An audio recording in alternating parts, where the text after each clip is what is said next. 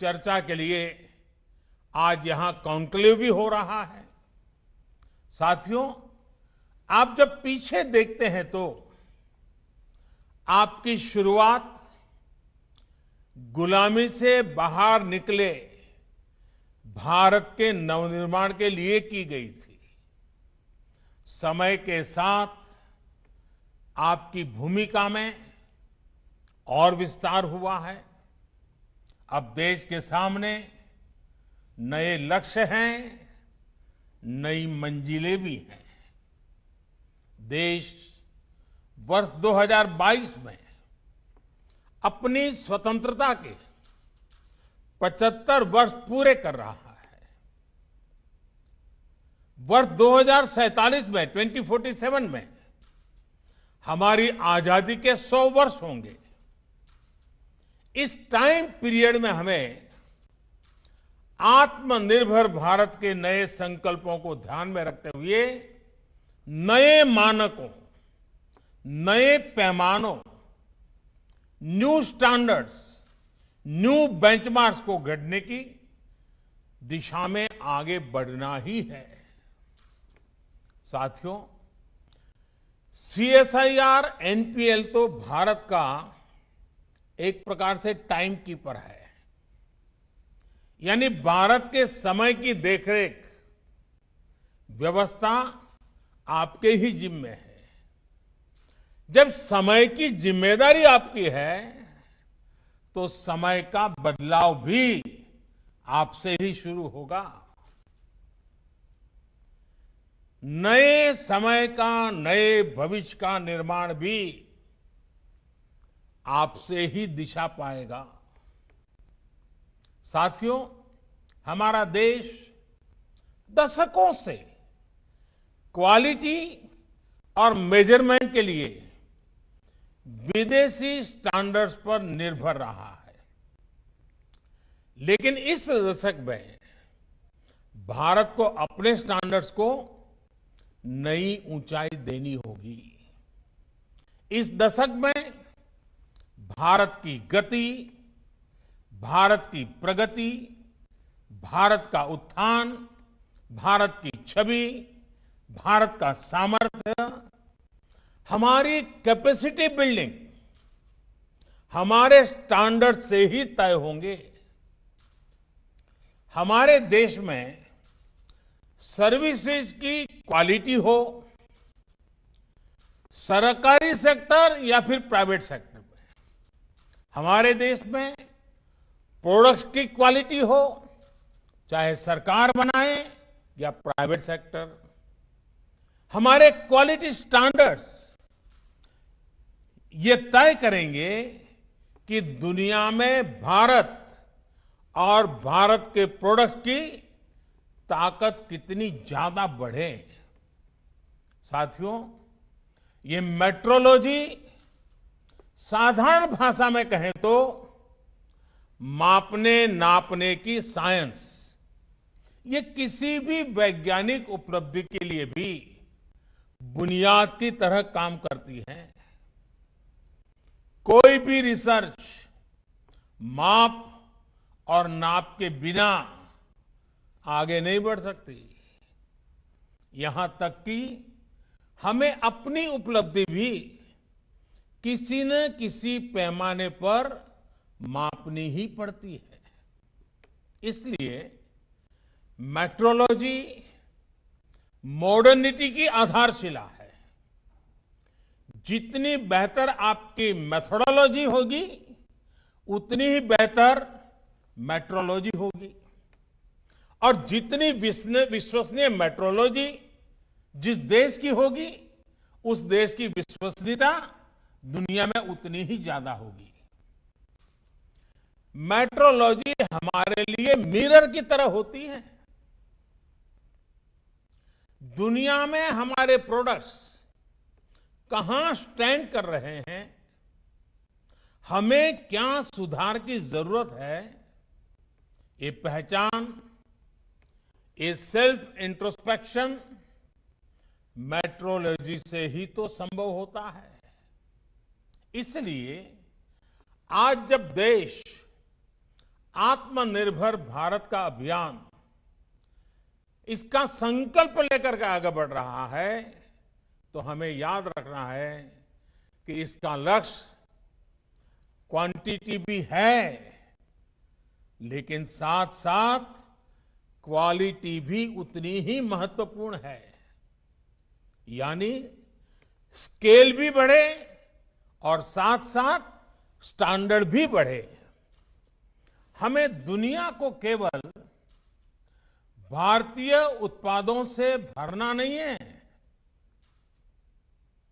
ढेर नहीं खड़े कर रहे हैं। हमें भारतीय उत्पादों को खरीदने वाले हर एक कस्टमर का दिल भी जीतना है और दुनिया के हर कोने में दिल जीतना है। मेड इन इंडिया की न केवल ग्लोबल डिमांड हो, बल्कि ग्लोबल एक्सेप्टेंस भी हो, ये हमें सुनिश्चित करना है। हमें ब्रांड इंडिया को क्वालिटी, क्रेडिबिलिटी के मजबूत स्तंभों पर और मजबूत बनाना है। साथियों, मुझे खुशी है कि भारत अब इस दिशा में तेजी से आगे बढ़ रहा है। आज भारत दुनिया के उन देशों में है जिनके पास अपना नेविगेशन सिस्टम है। नाविक से भारत ने ये उपलब्धि हासिल करके दिखाई है। आज इसी और एक और कदम बढ़ा है। आज जिस भारतीय निर्देशक द्वारा लोकार्पण किया गया है, यह हमारे उद्योग जगत को क्वालिटी प्रोडक्ट्स बनाने के लिए प्रोत्साहित करेगा। अब food, edible oils, minerals, heavy metals, pesticide, pharma और टेक्सटाइल ऐसे अनेक क्षेत्रों में अपने सर्टिफाइड रेफरेंस मटेरियल सिस्टम को मजबूत करने की तरफ हम तेजी से आगे बढ़ रहे हैं। अब हम उस स्थिति की तरफ बढ़ रहे हैं जहां इंडस्ट्री रेगुलेशन सेंट्रिक अप्रोच के बजाय कंज्यूमर ओरिएंटेड अप्रोच की तरफ बढ़े। इन नए मानकों से देश भर के जिलों में वहां के लोकल प्रोडक्ट को ग्लोबल पहचान दिलाने का अभियान है। उसको बहुत लाभ मिलेगा। इससे हमारे एमएसएमई सेक्टर को विशेष लाभ होगा, क्योंकि बाहर की जो बड़ी मैन्युफैक्चरिंग कंपनियां भारत आ रही हैं, उनको यहीं पर इंटरनेशनल स्टैंडर्ड्स की लोकल सप्लाई चेन मिलेगी।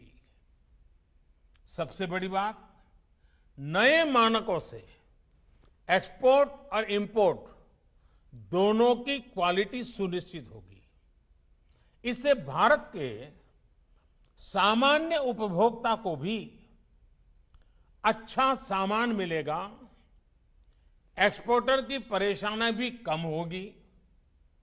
यानी हमारा प्रोडक्शन, हमारे प्रोडक्ट्स क्वालिटी में जितने बेहतर होंगे, उतनी ही ताकत देश की अर्थव्यवस्था को मिलेगी। साथियों, अतीत से लेकर वर्तमान तक आप कभी भी देखें, जिस देश ने साइंस को जितना आगे बढ़ाया है, वो देश उतना ही आगे बढ़ा है। ये साइंस, टेक्नोलॉजी और इंडस्ट्री का वैल्यू क्रिएशन साइकिल है। साइंस से कोई आविष्कार होता है तो उसी के प्रकाश में टेक्नोलॉजी विकसित होती है, और टेक्नोलॉजी से इंडस्ट्री खड़ी होती है, नए उत्पाद तैयार होते हैं, नए आइटम निकलते थे, प्रोडक्ट निकलते हैं। इंडस्ट्री फिर नए रिसर्च के लिए साइंस में इन्वेस्ट करती है और ये साइकिल नई संभावनाओं की दिशा में आगे बढ़ती जाती है। सीएसआईआर एनपीएल ने भारत के इस वैल्यू साइकिल को आगे बढ़ाने में अहम भूमिका निभाई है। आज जब देश आत्मनिर्भर भारत के लक्ष्य को लेकर आगे बढ़ रहा है, तब साइंस से मास मैन्युफैक्चरिंग की इस वैल्यू क्रिएशन साइकिल, इसका महत्व और बढ़ जाता है। इसलिए सीएसआईआर को इसमें बड़ा रोल निभाना होगा। साथियों, सीएसआईआर एनपीएल ने आज जिस नेशनल एटॉमिक टाइम स्केल उसे जो देश को सौंपा है, उससे भारत नैनो सेकंड यानी 1 सेकंड के 1 अरब हिस्से तक समय को मापने में भी आत्मनिर्भर बन गया है। 2.8 नैनो सेकंड इसका ये एक्यूरेसी लेवल हासिल करना अपने आप में बहुत बड़ा सामर्थ्य है। अब इंटरनेशनल स्टैंडर्ड टाइम, उसको हमारा Indian standard time 3 nano second से भी कम की एक्यूरेसी लेवल से मैच कर रहा है। इसमें इसरो सहित हमारे जितने भी संस्थान कटिंग एज टेक्नोलॉजी में काम कर रहे हैं, उनको बहुत मदद मिलने वाली है। इससे banking, railway, defence, health, telecom, weather forecast, disaster management, अनगिनत सेक्टर से जुड़ी आधुनिक टेक्नोलॉजी में ये बहुत मदद मिलेगी। इतना ही नहीं, ये इंडस्ट्री, हम जो इंडस्ट्री 4.0 की बात करते हैं, उस इंडस्ट्री 4.0 के लिए भी भारत की भूमिका को सशक्त करेगा।